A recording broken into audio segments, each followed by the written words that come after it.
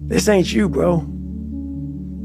This ain't you. You weren't born like this. You won't die, and if you do die, you won't care, because you'll be dead. Best case, you win. Worst case, it won't matter. There's no luck in this game, man. It may be a little bit of luck, but the luck happens after you bust your ass and you put yourself in that lucky situation. Luck doesn't happen. You put yourself in that situation where luck might fucking happen. And that's what people don't know.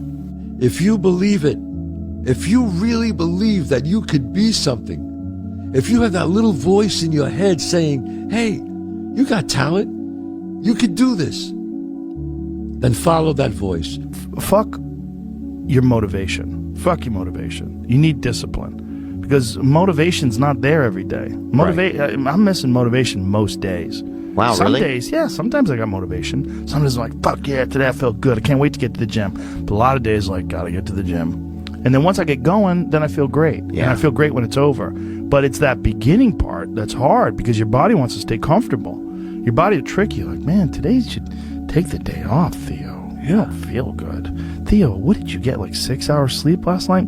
That's not enough. It's so easy to be great nowadays, my friend, because most people are weak. Most people don't want to go to that extra mile. Most people don't want to find that extra because it sucks. It's miserable. It's lonely. It's easy to give up. You know, Hell it's yeah. easy. It's the easiest thing in the world to do. I'm done. I ain't going. Oh, yeah. I ain't gonna keep going. Yeah, I don't feel like going to work. I'm done. Yeah, man. It's easy. It's very easy. But what's hard is going, yo, yesterday I got nothing from working as hard as I could. Nothing happened from that. I'm gonna do the same thing again today, but I'm gonna try to go harder. That's the hardest thing in the world. To get up every day and give 100% and be in the same position that you were each day, but mentally know that you're trying and trying and trying. That's a real grind. How bad do you want this? If it's as bad as you want to live or breathe or sleep, whatever the hell it may be, I can work with you. But a lot of people, most people don't want it that badly, which is why they always ask the question, man, how did you get to where you are? You know how to do it. You know exactly how to be you or how to be me. You don't want to do it. Like, I want to see what you do when you're tired. Let me see how you push yourself. Come on, man. Get up. Get up again tomorrow. Get up again tomorrow. Get up again tomorrow. The next day. Get up. Get up. Get up. Get up. Keep going. How long can you maintain a positive attitude? There's no hacks, bro. It's you against you. You against you. And if you misunderstand that, you have a real problem. You wake up, right to work. Immediately your mind is in action. No one wants to do that. No one. And I don't blame them. But don't be mad when you're laying there in your fucking bed and you're in the fucking hospital and you're 70, 80, 90 years old and you're thinking, man, I feel like I didn't fucking do something. Because you did. You didn't do it. You didn't do shit. You may have lived a great life, man, but you're always gonna feel empty inside. I don't feel empty. The life you want is on the other side of a few hard conversations, and you're living a life you hate because you're too afraid to have them. I think about that a lot. Hard times create hard men. Hard men create soft times. Soft times create soft men. Soft men create hard times. We are now around soft men and hard times. There's a moment when every boy realizes no one's coming to save him. And that's when he becomes a man. And some boys never get there and stay children forever. You should be a monster. He said you should be a monster, you should be ruthlessly ambitious, and then learn how to control it. And it's that old expression, it's better to be a warrior in a garden than a gardener in a war. I don't care how good you are in anything, you don't have discipline, you ain't nobody. Right. You're nothing without discipline, because you give up under the slightest struggle without discipline. 100%. Told me discipline is doing what you hate to do, but do it like you love it. Doing what you hate to do, but do it like you love it. That is a great quote. I'm gonna have setbacks, I know. But if I'm feeling bad, that doesn't mean I'm doing bad. That doesn't mean I am bad. That doesn't mean that I can't still take some action. Because, yeah, nothing changes and nothing changes, man. It's time to get back to work. Stop hearing yourself talk. Get off the podcast. Don't be on social media too much. Cut out all the fucking noise. get back to the fucking mental lab. I'd say one of the strongest mental frames that has got me through my hardest times is thinking this will be the story that I will one day tell. And that means the harder it is, the bigger the dragon, the more epic the story, and by consequence, the more epic the hero. The fear is never reaching your potential. That's it. That always falling short, always quitting before you're done, always procrastinating, always not doing the right thing. And then one day you're an old man. Yep. And you look back and go, God, I could have been great. Yep. I could have been great. It's time to stay focused. It's time to decide, fuck clubs, fuck partying, fuck trying to fit in and socialize, rub elbows with everybody so people can stop calling you weird. Why are you so antisocial? Because I'm trying to get it. Why are you staying on the basketball court so much? Because I'm trying to get it. Why are you out there practicing in the hot sun when ain't nobody else out there? Because I'm trying to get it. Why are you not clubbing like every time I text you and invite you to go do something fun and cool, you always studying? Because I'm trying to get it. Let me tell you something, homie. These women ain't going nowhere.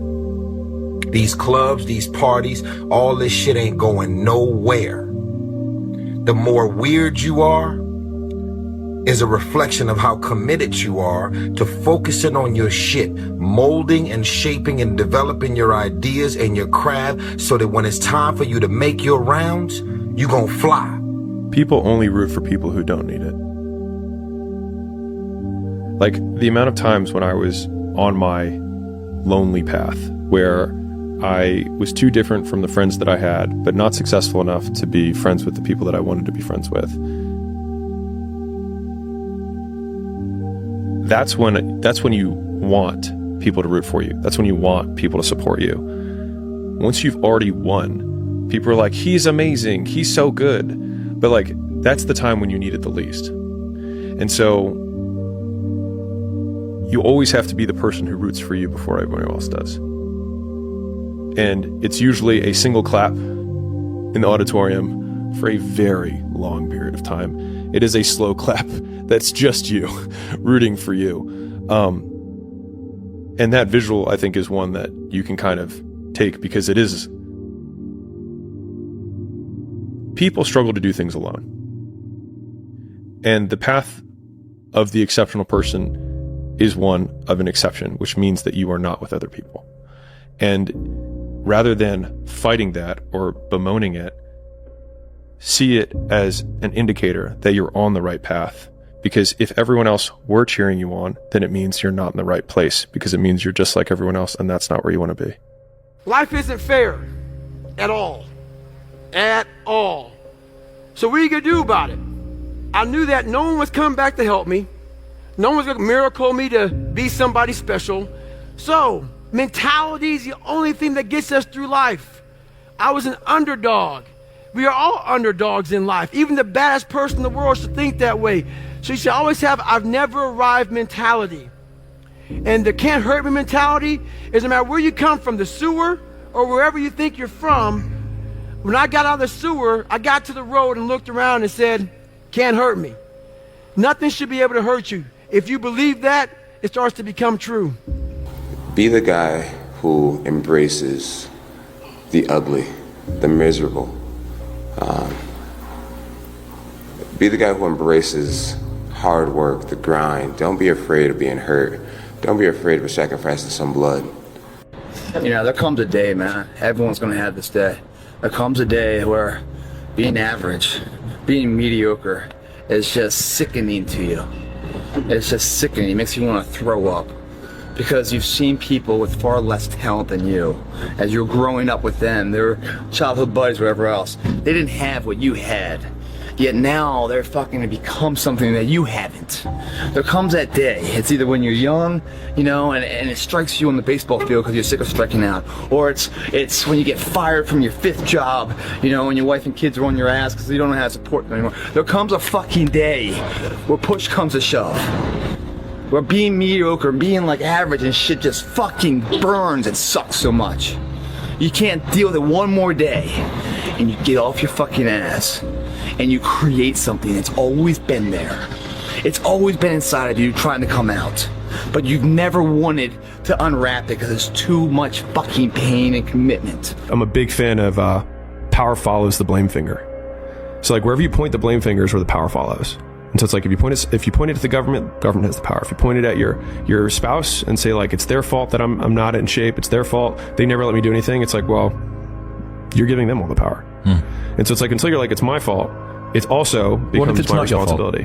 What is? What if it's not your fault? It doesn't matter. And